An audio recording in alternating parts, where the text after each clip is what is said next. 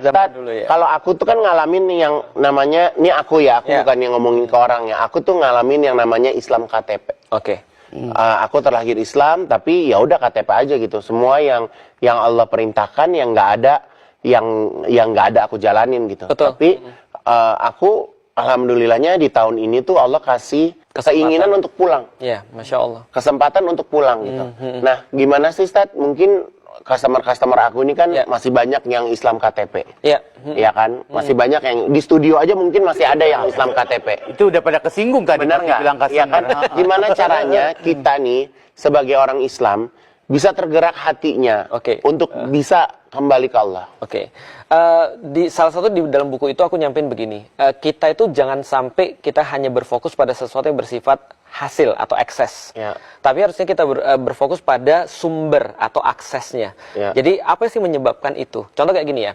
Kalau ada orang sakit misalnya, maka dia berfokus pada panas badannya, itu dia salah. Panas itu adalah symptoms, adalah tanda hasil daripada sesuatu yang terjadi di dalam badan kita.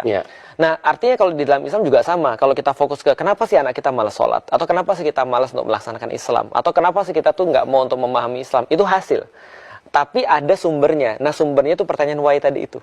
Nah, jadi kalau seandainya kita menjawab pertanyaan why, insya Allah semuanya beres. Masalahnya adalah Indonesia itu mengajarkan Islam dan seluruh ilmu-ilmu yang lain itu what and how, bukan why.